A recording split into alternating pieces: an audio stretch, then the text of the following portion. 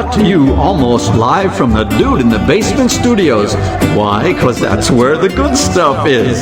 It's Sips, Suds, and Smokes with your smoking hosts, the good old boys.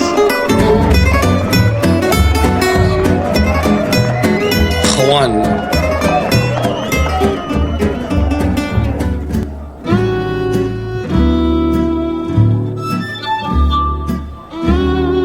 And now it's sippin' time.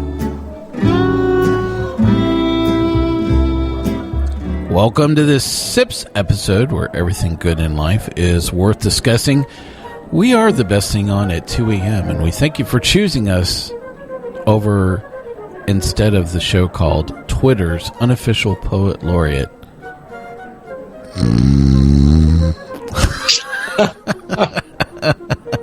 On Downton Abbey, we should be talking about poetry. Yep. Well, this is Sips, Suds, and Smokes. I'm one of your hosts here at the table, good old boy Mike. Joining me here is good old boy Harmeet. Hola. Are you throwing... That's one accent I've not heard from you. Hola. He's been to South Florida way too long. I'm sorry. I meant holla. Also joining me here is Made Man Bob. Always good to be here. Bob is joining us from the Bourbon Mafia, which we'll learn a little bit more about at the end of the show today. Well, this episode of Sips, Suds, and Smokes is sponsored by Fine Spirits, Wine, and Liquor. Check out the Enomatic machines to sample great products by the glass, including great selections of bourbon and whiskey. You can reach them online at www.finespirits.net. Well, our Sip segments are all about wine, distilled spirits, tea, and coffee. This is a full hour episode that will be mildly entertaining for probably about 22 and a half minutes today. We're shooting for the stars. My bet is that it's probably going to be Harmeet's segment that is probably going to be mostly entertaining today. So for this particular show. Well, you know, every now and then you're faced with a quandary of what to give as a gift to someone. Maybe it's a holiday, a birthday, an anniversary, or maybe just because you're a nice person. I doubt it. Yeah. What? You know? Could you explain that? Oh, wait, you're an attorney, too. You couldn't explain that. Yeah. Maybe Harmeet can explain it to us. Let me explain to you something called quid pro quo. Oh, I understand that. No, okay. This is the best bottle of Johnny Walker you're ever going to have. Trust me. It's all how you sell it, see? It's the emphasis on best. My back and I scratch yours, but I don't want to touch any dirty lawyers. Good luck with that. Well, you know, much like the deer in the headlight stare in the cereal aisle, the bourbon, scotch, and whiskey aisle can be just as imposing. All that brown juice, all those price points, those shelf talkers, and of course the in-store personnel, which have a broad range of knowledge. I like that one because it has actually a bird on the label. Happy birthday! Yep, nothing screams happy birthday like a bottle with a bird on it, that's for sure. Thunderbird. Yeah, that could work as well. Is there a bird? Mason jar, it's good enough. Is there a bird on Everclear? I'm curious what their logo looks like. So, anyway. Well, no, not that I recall. Well, this episode will actually give you some surefire winners. We tried to come into a price point, anything under $100 retail. Each of us has actually selected a product as we would give to someone as a gift. We're going to actually taste and rate these products today. Plus, we'll be actually discussing some interesting gifts. I say that in quotation marks.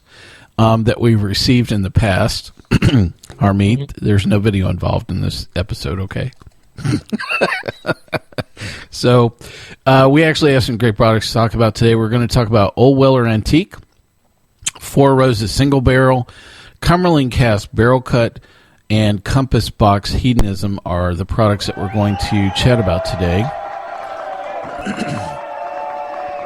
So there's actually 3 barrel-proof bourbons. I should say 2 barrel-proof, 1 regular bourbon, and 1 tasty scotch.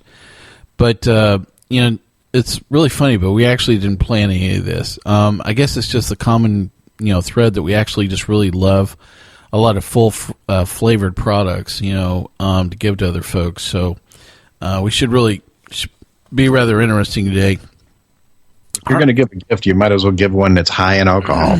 I agree. Go ahead, Aunt Mabel. For a mental pat, just a club to the head. Do they make Jim Beam in 161?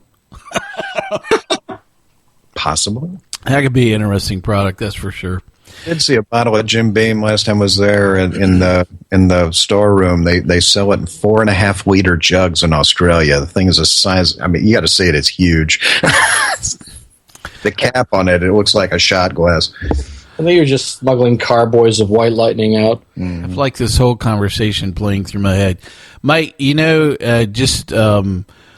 the boys out back, we're just going to be kicking back just a bit with, a couple of these things here. Just once you go out back, watch out for some girlies, and just come back as in. Just pull us off the ball in about 2 or 3 hours, okay? Yep. Jim Beam, it's our favorite, sort of. Maybe after 2 hours. I only drank one bottle of Jim Beam today. Complaining about, It was only a gallon. That would be very interesting. I would like to see an Aussie drinking Jim Beam. That would be a great show. Well, Harmeet gets the honors of going over our SIPS ratings for today. Now, Harmeet, I'd like to know, could you actually channel like your favorite poet laureate as you read the SIPS ratings for today? I don't know about channeling. I can quote. Let's see. We do have high-quality pan flute music. Pan flute for this, my friend. Let's do the working man's poet laureate, Charles Bukowski. Henry Charles Bukowski. So I'm going to paraphrase. I'm not going to do this whole thing because it's too long. But we are here to drink whiskey. We are here to kill war. We are here to laugh at the odds and to live our lives so well that death will tremble to take us. That's more than 140 characters. We got to do that for Twitter. I'd say that's pretty righteous for this show. That's for sure. Oh, there's another. There's one that'll fit for Twitter. Find what you love and let it kill you. Oh man. That's my kind of port laureate. My buddy has that engraved on the wall behind his desk. Of course, he's a divorce attorney, so it's in gold too. I might point out. I like that a lot. That's pretty good. Well, the SIPS ratings. Bukowski was German. I didn't do the German accent, but I'll do another for this one. We'll do this. All right. Our wonderful SIP ratings are 1 sip. Oh, please give me a glass of water. I have to wash this out of my mouth. Gangadin, water. Gangadin, bring water. Bring water. 2 sips. Very nice. What else do you have? Well, isn't that nice? 3 sips. Interesting. What was this again? Interesting. 4 sips. Let us keep this a secret to ourselves. Pour me another. I think I've heard that before. Classified. 5 sips. Oh my. I was unaware that anything could taste this good. Wow, wow. Yes! Yes! Yes! Yes! I like how you always come back to the native tongue. It's so strong. The only freaking accent I practice. I speak to my parents. I speak to. I married an Alabama girl, and then she doesn't let me do that one anymore. His parents are from Arkansas, but as long as we can help you channel it here on the radio, that'd be good. Well, so we've always faced this problem with shopping for somebody else, and unlike shopping for yourself, you're not always quite sure what someone else will like. I'm actually guilty of going to something that is usually not more the same, for that particular person, of something that they always drink. Sometimes it might actually be a reserve product or a special release. Do they make Everclear in a special release?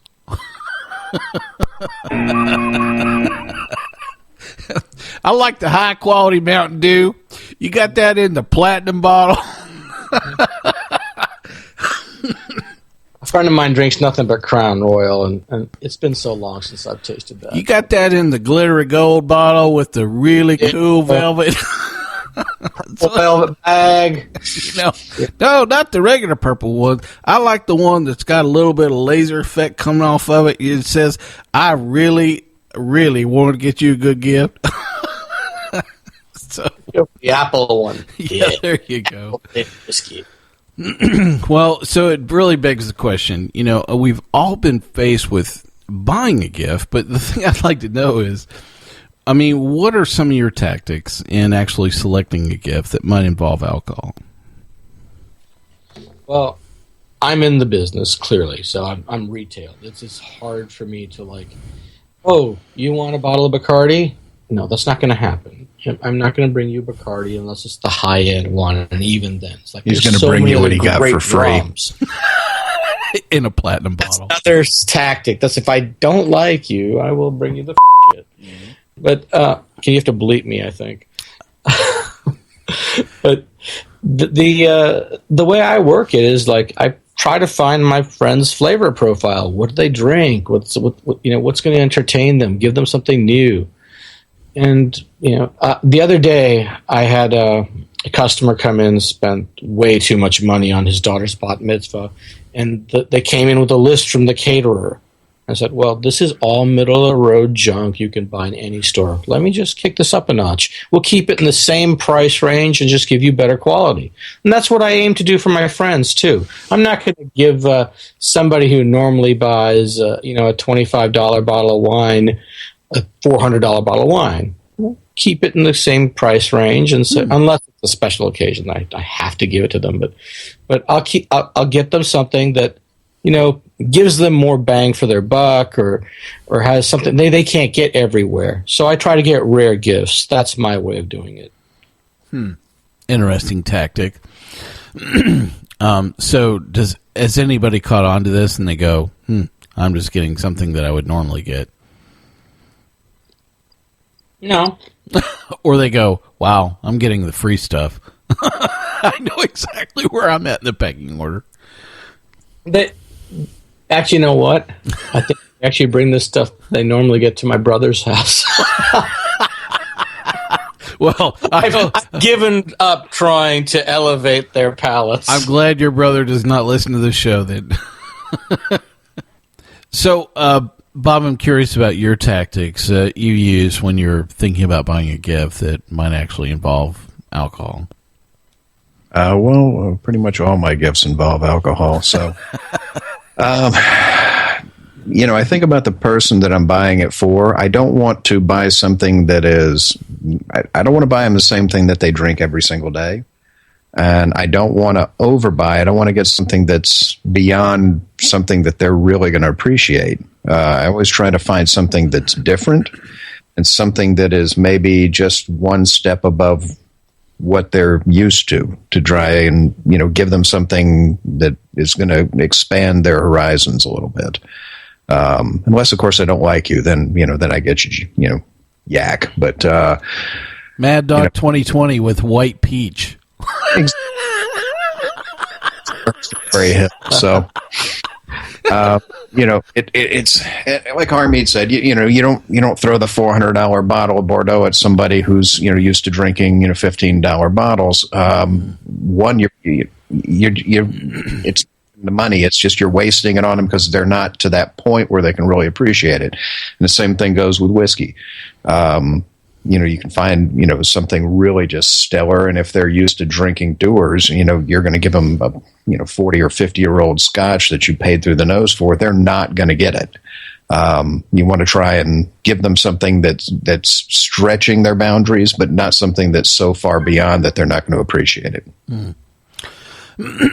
Well, I think that we all, kind of look at this moment, and so I think that is, part of this discussion, which is the common theme is step within, basically not in some dramatic fashion outside of that person's natural tasting profile. I think that I've definitely made, that step with wine, several times because I'm like, oh, well, they like red wine. So, we'll just step it up and we'll have this, how about this Grange, from Penfolds you've never had, never will, and let's have that, instead. And it just, I don't think that just wasted some money on those people. Yeah, They're not going to get it. Yeah, no. That was really good stuff. It worked well with, the hot dogs we had that night. I'm like, oh my God, So then the holidays are coming up, and I love Grange. I'm just saying. So. Goes well with chicken nuggets, man.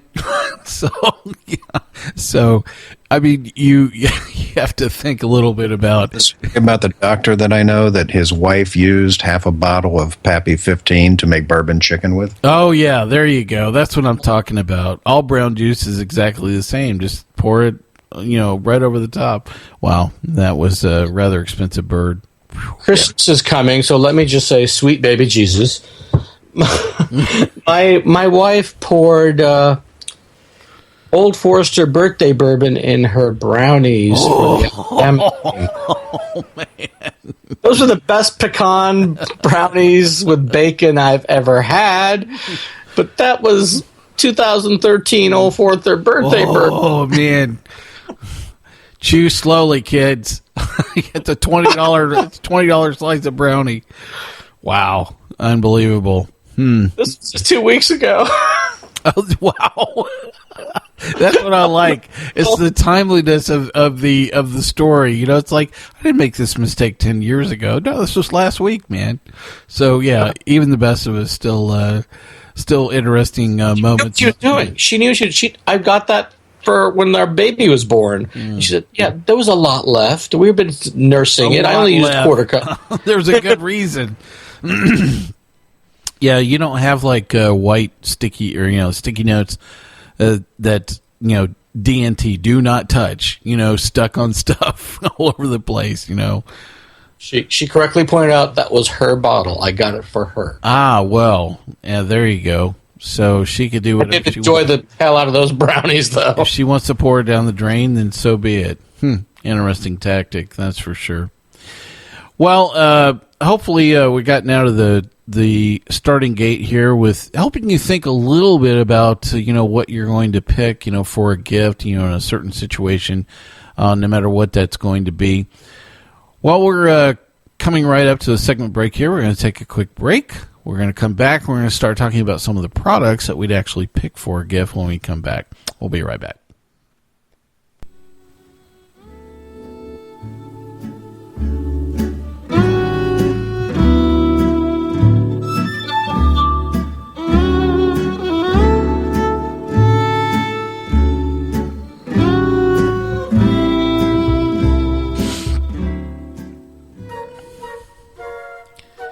If a cupcake falls from a tree, how far away with be from down? Think about it for a moment. Oh, yes, you're actually not lost, and you haven't missed anything of value from the Twitter Poet Laureate show this evening. Actually, you've decided to listen to the rest of Sips, Suds, and Smokes. Today we're actually talking about gifts that we would give for people on our SIP show today under $100 retail. We have decided to pick some products to talk about today. And up first is going to be Harmeet is going to talk about the product that he would pick for a friend. So, Harmeet, why don't you introduce this product to our audience today? Okay, well, what I picked was Scotch, which is the only Scotch in the lineup today, but it's a completely different type of Scotch than most people are used to. Most Scotch is made with malted barley. Barley. Or as Mike said in the previous show, malted barley. Malted barley? Did I really say that? Said That's why we were making fun of you. He doesn't remember anymore. Malted barley is when you make single grain whiskey, or single malt whiskey. We've been drinking. I'm sorry, my friends. I'm sorry. We have been drinking. So, Malt whiskey is what normally you think of, or blended whiskey generally, but I don't drink any junk blends. But malted barley is what is the major component of most whiskeys, even some of the cheaper stuff. But there's this other thing called grain whiskey. Now, old grain whiskeys can be very rare and beautiful. And so this is something I would give to a friend to introduce them to a type of scotch that's rare. It's made from wheat or corn, and the one I picked is almost all wheat. We did a wheater show. We did bourbons, remember? Mm-hmm. So this Scottish grain whiskey, and the man who makes this is John Glaser. He was an American winemaker. He went to England or Scotland, and he fell in love with Scotch, and he ended up working for Johnny Walker. And a few years apprenticing there, he decided to start his own company, and he started Compass Box. And they're the most innovative blending house in the UK. He's actually won Whiskey Innovator of the Year 4 or 5 times from Whiskey Magazine, more than any other person in the whiskey business. He doesn't actually make his own whiskey. He's like a private bottler. He will go and buy whiskey from different sources and blend them. And he's mostly famous for pure malts, or they call them blended malt whiskey, which is the new terminology, which is actually more confusing than the old terminology, which was called vatted malt. Which all that means is it's a blend of single malts. There's no grain added. And I could screw that up too. I could call it batted malts. Yeah, vatted malts. That's the old term. Batted vaults. Yeah, right. So those are the they're great ones. Johnny Walker Odyssey is one. It's about $1,000 a bottle. It's 3 single malts. A more approachable one would be Johnny Walker Green Label, which is 4 single malts. A very famous one that he makes is called Hedonism, and that's the opposite style. It's vatted grain. So this is 3 different wheat whiskeys. He gets whiskey from Cameron Bridge, Carsbridge, and Cambus. And the age range is right around, the youngest is about 13 years, the oldest is about 23 years. He doesn't tell you. Actually, he got in trouble recently for telling too much about how he sources and makes his whiskeys. They actually frown upon that because the big distillers want to keep that stuff secret. So this is a very light dessert scotch. It's still scotch. It's just a grain scotch. It doesn't taste like any other malted scotch you've ever had. It tastes closer to bourbon than anything else that comes from Scotland. So this stuff I had, like I said, is 86 proof. It's a Hedonism limited release. It's made from 3 different single grain whiskeys, and there's a problem. As you remember from if you listen to our wheated bourbon show, wheated whiskeys take a lot of time to age because they're very prickly on the nose. So his is, even though it's 13 years old, that's 13 years in Scotland. They age a lot slower there than the U.S. or any other places. So the youngest whiskey is 13 years old. The oldest, 23, 27 years old. It's very light and it's very prickly, so you have to add water. So on the nose without water, it's vanilla, cream, coconut, but it's delicate. Add cold water and you add flavor. This completely settles out that volatile prickliness, and the flavors get creamy and smooth. It's honey, vanilla, coconut, creme brulee, and the finish is medium long and it's super silky. I give this whiskey a 4. That's classified. Let's keep the secret to ourselves. Pour me another. Well, a really great start, and I think a really great gift as well.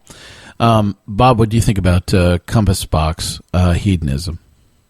I'm a big fan of Scottish grain whiskeys. I've had quite a few single barrel Scottish whiskeys, grains, single-barreled Cameron Bridges that were 25, 30, 40 years old. It's, up until recently, most of it was poured into blends, a la Johnny Walker and Dewar's or whatnot. Nobody really was bottling a lot of grains on their own and really accepting them for what they are and actually celebrating what they are. This is a really good blend of different grain whiskeys. John Glazer's, a revolutionary guy in the business. He gets him in trouble once in a while, and that's what I like about the guy. The nose, cocoa butter, pastry cream, very light oak and vanilla, very light citrus nose, and a little bit of spice on the palate. Coconut cream, spice, light oak, slight cereal notes and cocoa, and just the most silky mouthfeel. I mean, it's like drinking silk. And the finish is lingering and smooth. I give it a 4. That's classified. Also, let's keep the secret to ourselves. Pour me another. While my own tasting notes here on Compass Box Hedonism. The first thing I wrote down was sweet peat. It had a lot of that smell. You could almost smell the sweetness, and just the basic component of a lot of peat. Off of it. This was really opened up with a little bit of water. I was really surprised how dramatically this shifted with just introduction of a little bit of water. I wrote down that it had floral tones of actually honeydew melon. Was kind of what I picked up after adding just a little bit of water. It's very approachable. My sips rating for the Compass Box Hedonism is going to be a 4. That's classified. As well. Let's keep this secret to ourselves. Pour me another. I think the one follow-up question I had here, Harmeet, was, do you happen to know what region this is from? I'm guessing it's the lowlands, but I don't know. There's some from northern part, and there's a lot of lowland here. Okay. That's just my simple, guess. And I like this because, that approachable component is where, you're introducing people to Scotch, but you're not just overwhelming them with so many components of the peat and smoke that a lot of things in Highlands definitely, there's no way I'm giving anybody, something that's never had Scotch, something from Islay right off the bat. So I like this as a good gift of saying, you've never had Scotch, so I'm going to start you here, and this is a good place to start. I have another stupid story. My wife's a good old Alabama girl, and she's a bourbon drinker, where she likes her root beer or whatever crazy stuff they drink there. But I said, "Here, sweetheart, try this. We're just dating," and I gave her some Lagavulin 16-year-old. Oh, fell in love with it. First sip. That was her first Scotch. Lagavulin 16-year-old. I married that girl. Oh, there you go. Definitely. Her father had a shotgun, so. Well, we're going to swing right on around to talking about another great product. Bob is up next. We're going to talk about Four Roses that Bob has brought for us to talk about today. All right. I picked a Four Roses single barrel. One of the reasons I picked it, it's easily found in pretty much most markets and most retailers for somewhere in the neighborhood of about $40, so it's well within our gift budget. Most stores that carry the Four Roses product line will have yellow label, regular small batch, and regular single barrel. Some stores will actually purchase their own single barrel. We purchased one for Harm's store a while ago. Those are usually a little bit higher in proof, and usually they're a little bit richer. This is the standard Four Roses single barrel that you can find everywhere. It comes in at about 50% ABV. Which I tend to like the higher alcohol whiskeys. It helps to get through the holidays with the family. Four Roses is unique that they use 5 different yeast strains and 2 different mash bills, so it gives them a library of 10 different distillates to work with. The standard single barrel is what they call OBSV. It's their O yeast strain, which is rich, fruity, light vanilla caramel, full-bodied yeast. And the B mash bill, which is the high rye mash bill, it's a 60-35 rye, 5 barley. That's my favorite one, by the way. And, that's a great mash bill. Although, again, you can get all 10 recipes as a single barrel at the actual gift shop at Four Roses. From time to time, they do the individual single barrels. This is the OBSV. It's approachable. It's not too complex. It's something that a beginner can enjoy, but if the person has an aficionado in their house, it's something they can also get a lot out of. On the nose, rye spice, caramel, vanilla, a little bit of chocolate, raisins, floral, white oak. On the palate, vanilla, light spice, honey, and maple syrup, ripe fruit, peaches, plums, smooth mouth-coating feel, smooth, long finish. You've got a lingering spice that picks up on the finish more than it does on the immediate palate. You get more of the spice, in the finish. Old leather and fruit. It's one of my favorites and one of my go-tos, and I give it a 4. That's classified. Let's keep this secret to ourselves. Pour me another. So, some interesting product here. Actually, I'm going to kind of talk about Four Roses here next, because the thing that I missed when I was tasting it was the rye, and actually coming back to it now, I can definitely taste the rye is all over this. The first thing I wrote down was it has kind of a sweet flower, almost like a honeysuckle quality, kind of off the nose. It's smoke, wood, and charcoal. This particular version is very, very woody. It kind of almost was a bit unbalanced, for me, in tasting this particular rendition. We've tasted a lot of Four Roses on the show, and I've tasted a ton of, the store barrel versions, where there are a lot of variations off this. So I think, you kind of get in this mind, what is Four Roses, actually like, and it's very difficult to kind of, pigeonhole exactly what that is with so many variations of the brand available, on the market right now. But, coming back to this particular single barrel version, it reminded me of, a lot of the early versions of, Four Roses that I had maybe, 5-7 years ago, where you didn't have a lot of these variations of, the barrel, the store barrel products that were available, out there. And so it was good to come back around to this. And I'm glad you reminded me that, there's definitely, rye spice that's all over this as well, which is actually quite good. So the honey sweetness, there's definitely some sweetness there. I don't know that I was really kind of picking up that it was honey-based, but there's definitely some, some sweetness that's there. I thought it was a bit more floral, kind of more approaching honeysuckle, but great product. I would definitely, take this and offer this up as a gift as well. Really great choice. My sips rating for the Four Roses is a 3. Interesting. Interesting. What was that again? Harmeet, what do you think about the Four Roses, man? Well, I really love high rye whiskeys, so to me this wasn't there because I'm used to 95% rye. This is what you say again, Bob? 15% rye? It is, I believe, 35. It's that high, really? Mm-hmm. I remember the mash bill being less than that when we bought our barrel. But anyway, so it's not over the top rye for me. I got the sweetness and I got the floral notes and this ginger, but the nose was really mellow to me at first, and it was nutty as heck. I didn't get the over oak like you were talking about, Mike. To me, it came across as nutty and rich. And the fruity on the palate. Adding cold water did bring out the honeysuckle you were talking about, but it wasn't too sweet. I could keep coming back to it, and I thought it was balanced when I added the water. Did take the water to balance it out. I mean, at 100 proof, you don't need water, but adding the water just brought out more of it, and I give it a 4. How about that? Cool. That's classified.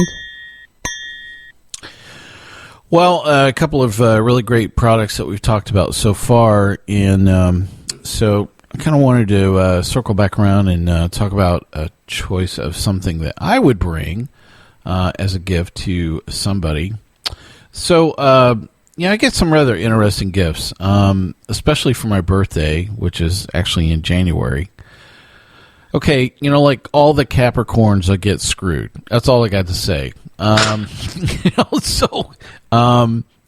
can, you forget to buy us a card. We get more regifts than I could care that, I don't want to talk about. It's crazy. Some of the stuff that I see that circles back around for, my birthday. So here's the short list. A new toilet seat. Check. Got that. An Alabama football T-shirt, size small husky. Check. A 5-year vertical of Turning Leaf Merlot. Check. A book of lawyer jokes. Really? I mean, you're going to go there? Yep. I don't know any that are appropriate for National Public Radio. I agree. Check. Even a half bottle of Johnny Walker Red Label. Not a full bottle, just a half bottle. It's like you got this in a gift basket and you didn't want to drink it and you're going to re-gift it to me. I mean, seriously. Yeah, a 3-pack of Budweiser. Yeah, I agree with Bob. Why don't you throw in a free 6-pack of Budweiser to call it even? There you go. Look, they mean really well, and many times I really just have to reach out and say, look, stop, I'm good. Really, post something nice on Facebook. That's all you really got to do. Trying to kill me. She bought me a humidor, and I don't even smoke cigars. I smoke 2 a year. She's like, here, have some more cigars.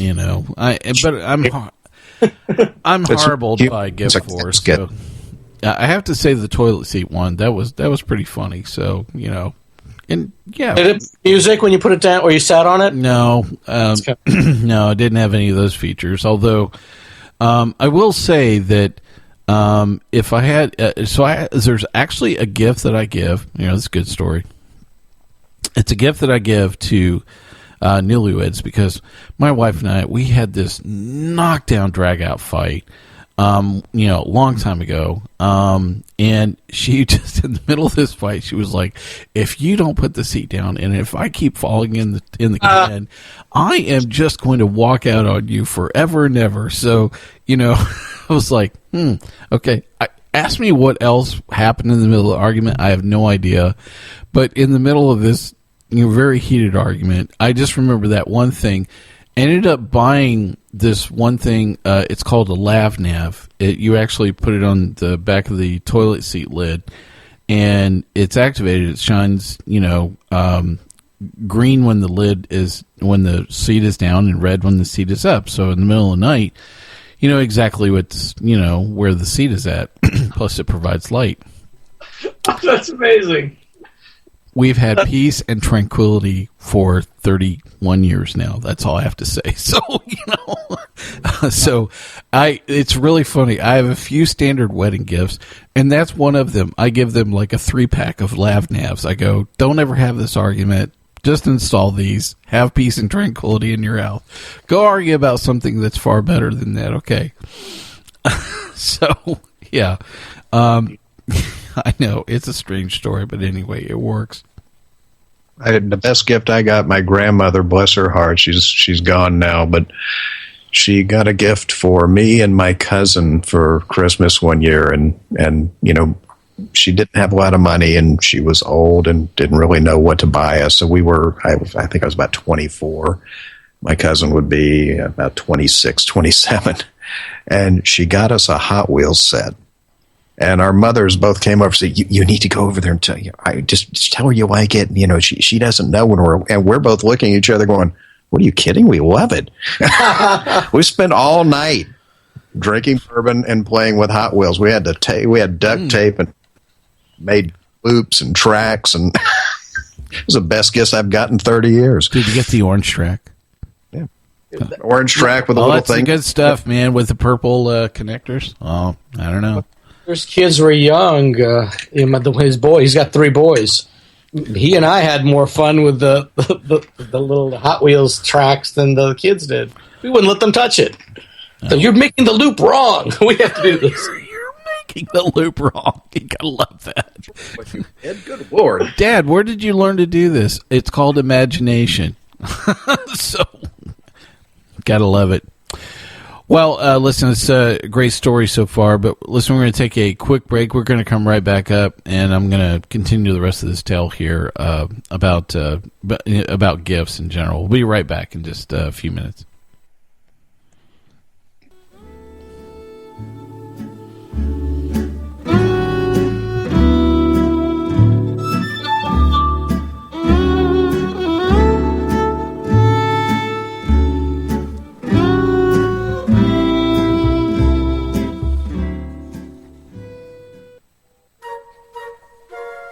Oh, of all living monuments, has the fewest facts attached to it.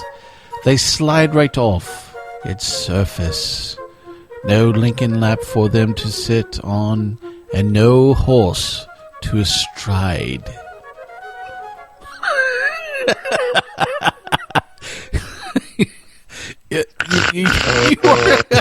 Sorry. I'm sorry. Wake up, everybody. Hey, it's Suds and Smokes. You're still listening to us and not listening to Twitter Poet Laureate tonight. So, who writes the word astride? Seriously, I want to know. Who are these people that use that word? Nobody outside of Poet Laureate. Well, I'm glad we had some good drinks to stay awake so far. And so we were talking a little bit about, some of the interesting gifts that I've had in the past, as well as, some other things, some other gifts that we've all had. So listen, we have a rule on this show that I don't allow anybody to pimp or sell their products on the show. And it's really tough, because we have some really talented people, on this radio show. And I really feel like we're always dismissing their products all too quickly, that we actually don't talk about them on the show when they're on here. Well, today I actually get to select a really great product that's actually produced by one of our hosts that's actually not here today, who's good old boy Jason. What's it called? That beautiful cinnamon stuff. Fire. That's right. You have barrel-aged Fireball whiskey today. No. It's a really aged in a plastic drum. No. So it is a really great product. It's called Cumberland Cask. This is the barrel cut version. It's actually been out for about 3 years now. It is a Tennessee whiskey. So there was actually a law that was passed here in Tennessee, go figure, that actually declared anything without such a label as using the Lincoln County process of charcoal filtering, otherwise known as the Jack Daniels process. There were actually a handful of distilleries that got grandfathered in, so they don't have to use that method of charcoal filtering. And one of those is actually Cumberland Cask. So the mash bill in Cumberland Cask is... It's 70% corn, it's 25% rye, and it's 5% malted barley. See, I said that correct this time, guys, right? All of... yeah, malted barley. So all of Cumberland stuff is actually aged between 6.5 and 8.5 years. And like I said earlier, it's actually not chill filtered or charcoal mellowed. So, yes, this is actually a source product, but it's actually a trade secret where it comes from. So, it's a giant mystery. I can tell you a couple of things to help you eliminate. I can definitely tell you this is not an MGP or LDI source product, mainly because it actually has to be made here in Tennessee to be called Tennessee whiskey. So, that's actually a requirement in order for that labeling to take place. All I can tell you is there's actually a lot of distilleries in the state of Tennessee, so I'll let you kind of narrow things down if you'd like to. So, Jason is actually such the historian of whiskey and respects a barrel. This concept of everything at 90 proof was actually a byproduct of Prohibition and really stripped away a lot of flavor on many different key products. And some of these other brands are just now returning back to those flavor-forward roots. I know Jason would encourage you to actually enjoy Cumberland Cask Barrel Cut neat with nothing. As with many barrel-proof products, I am a wimp, and I actually like to add a drop of water in this to let it open up. I actually use Tennessee limestone spring water to get the full authentic flavor profile. Water. I thought he meant nothing is enclosed. Put your clothes back. I don't think that'd be an interesting gift. No, really, seriously, put your clothes back on. I'll take the bottle.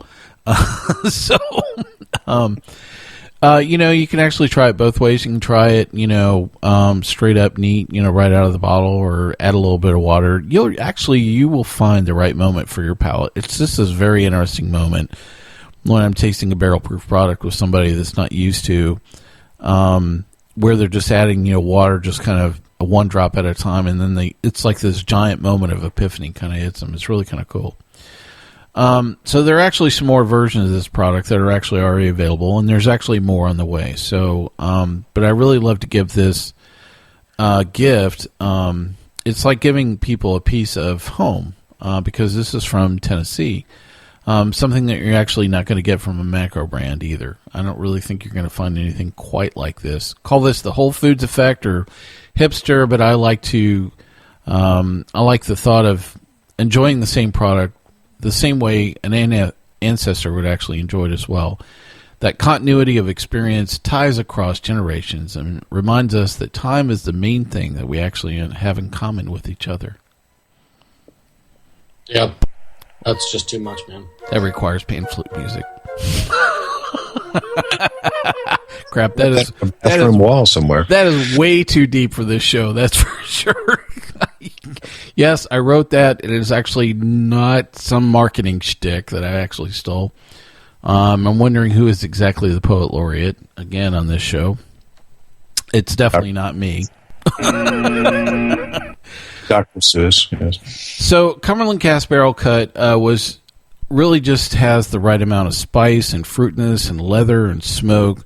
Of course, it's sweet thanks to the corn, but the rye actually comes through and kind of balances very well. Each sip leaves you with a hint of smoke, courtesy of some malted barley. I smell and taste caramel, apple, maybe a hint of cherry and blueberry off this. A lot of times I actually pick up a hint of blackberry, on sometimes, different batches. I kind of pick that up every now and then. I really love this product. And, the first time I have it, I remember, when Jason brought it around, I thought it was just kind of an interesting concept, for him to actually make a whiskey, knowing how much, many different products that he enjoys. And I really, I thought this was really capturing a lot of where he wanted to take people in an innovative way from a flavor profile. I really love this. There's a good reason why I give it a 5, because I really love giving it a goodness. Yes! So, Bob, what do you think about Cumberland Cask here? It's full flavor, which is something that I really like. It's not just the higher proof, but it's it's got a lot of flavor backbone to it. I picked up a huge flavor of nuts, pecans, almonds, almost a peanut butter. Just a huge nutty flavor. Picked up the caramel. Overall a very solid whiskey. I gave it a 4. How about that? That's classified. Let's keep the secret to ourselves. Pour me another. Harmeet, what do you think about Cumberland Cask Barrel Cut? I'm ambivalent. It was a hard one for me. I love this type of whiskey, big, full flavored, and nutty as hell. I mean, this is crazy. There's a pecan and black walnut. It wasn't almond for me, but just black walnuts, a lot of walnuts, and it was great, smooth, little tiny smoke to it, leather, light fruit, but not too much. I didn't get all the fruit that you were getting, Mike. Do we get the same batch? Because the fruit wasn't coming out to me, so I added cold water to it. It was still rich, lots of good flavors, but the fruit never came out. It was just very 2-1 note. I would give this a 4, but it was just, I couldn't get enough complexity, so I went down to a 3 for that. Interesting. Interesting. What was that again? Well, like I said, this is always a really great gift, and I really enjoy giving something that is the gift of home, and so hopefully, if you happen to drift through Tennessee, you have a chance to pick up a bottle. I would love to taste several different bottlings of this. Yep, definitely. So, listen, our next product is actually a great product that we love coming back around to. We talked a little bit about, our Weeder show that actually included a lot of great products. And we've talked about a lot of great things from Buffalo Trace. Next up, Bob is going to talk a little bit about Old Weller Antique 107. Well, Old Weller Antique is part of the Weller line from our friends at Sazerac. Bottled at 107 proof. One that is not always easy to find. It's one that when I do see it, I always pick it up because again, you find it and it comes in spurts. A lot of their products are so good that they're on allocation. Definitely one of my favorites. Definitely one of my regular drinkers. I usually have 4 or 5 bottles of this around in reserve just in case. Great wheat whiskey. The wheat really comes through. Light spice, light sweet, a bit of fruit, a little bit of melon. Great nose, and a really good finish on it. And if you're the kind of person who likes a larger whiskey, something a little higher proof, this is definitely one that you'd like. And I give it a good solid 3. Interesting. Interesting. What was that again? Harmeet, what do you think about Old Weller Antique 107? I like everything Bob said. I agree with it in principle. In practice, it fell short. It smelled beautiful and floral and vanilla and cream, and it's just a little hot on the nose. I tasted it. It was way too hot and too young. Added cold water, and I killed it. I tried it again with less water. It died again. At the full proof, it tastes good, but it's too hot and way too young. Add cold water, it dies. So this whiskey in 3 to 5 more years, that's what I would want. So I only gave it 2 sips. How about that? Well, isn't that nice? Nice, but what else do you have? Well, my own tasting notes here on Old Weller Antique. I wrote that it had kind of leather, it had a fruit nose to it, rather earthy, kind of I know this sounds strange on this show, but kind of a hint of cocoa nibs. There was a little bit of some bitterness that was off of this. I did think it was hot. You definitely have to add water to this. I don't think it died, for me. I also wrote down that it had a bit of what I would call a barn blanket or almost like a barn mustiness to it. That was, I don't know, I actually kind of, I enjoyed it. I didn't get the mustiness. Yeah. I really got more floral notes. Yeah. So I really like this. I agree. It's becoming a little more difficult to find, as a Buffalo Trace product, that it's not fully allocated, but it's definitely, becoming a little more difficult to find. I really love this. I would definitely offer this up as a solid 4. So That's classified. let's keep this secret to ourselves. Pour me another. So that was Old Weller Antique that we reviewed. Well, we've covered some really great products on our show today as gifts, as you think about, as you're coming up on choosing something as a gift to someone. What are some good solid choices as you're kind of standing there in the whiskey aisle with some things to give to someone? So hopefully you enjoyed the show today, and especially our stories. At least the ones, nobody was arrested in any of the stories today. That's the thing I really love the most. Probably won't be able to air more of my stories, so there you go. And there were no sword fights in this at all. So that was the other thing I really loved. Well, you would think that with so much whiskey and family stories that something else was going to emerge out of this, but at any rate, we really hope you enjoyed the episode today. You can catch all of our episodes online on SoundCloud, TuneIn, Stitcher, YouTube, PRX, Spreaker, and our native media host. iTunes and our own Android app are the easiest ways to enjoy this show on your phone. Just search for Sips, Suds, Smokes on iTunes or in the Google Play Store. We definitely love your feedback, and you can reach us online anytime at info@sipsudsandsmokes.com.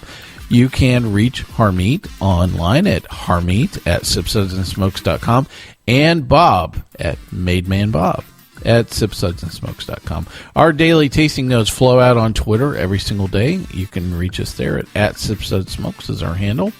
Our Facebook page is always buzzing with lots of news as well. Listen, do us a favor and take the time to rate this episode. If you're listening to us online, that's a great big help to us, and we get to see your feedback as well. Please do not try to rate the gift that you've received from a relative on our show. Not the place for it. No. Toilet seat 1. Well, this episode of Sip, Suds, and Smokes is sponsored by Fine Spirits, Wine, and Liquor. Check out the Enomatic machines to sample great products by the glass, including great selections of bourbon and whiskey. You can reach them online at www.finespirits.com. See, I think you should have like little labels above, some of the things on the Enomatic machine. I can't do that because finespirits.com belongs to some squatter who wants way too much money. Finespirits.net. Oh, did I say .com? I'm sorry. Finespirits.net. No, I'm saying you should put little labels above the Enomatic machines like Aunt Martha. I want to taste that one. Uncle Larry.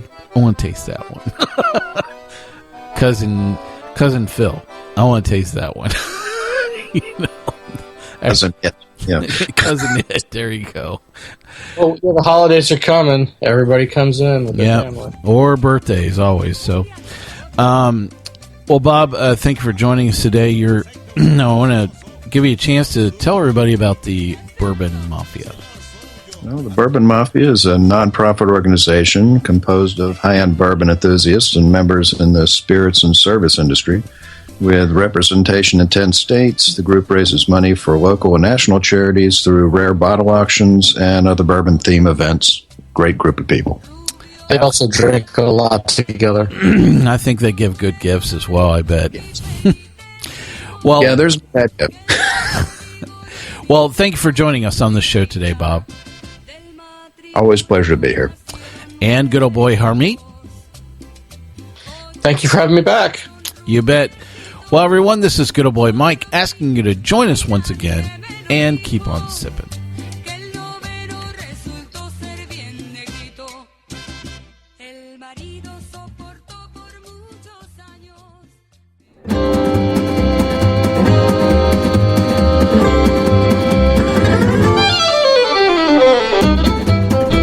This has been a One Tan Hand production of Sips, Suds, and Smokes, a program devoted to the appreciation of some of the finer slices of life.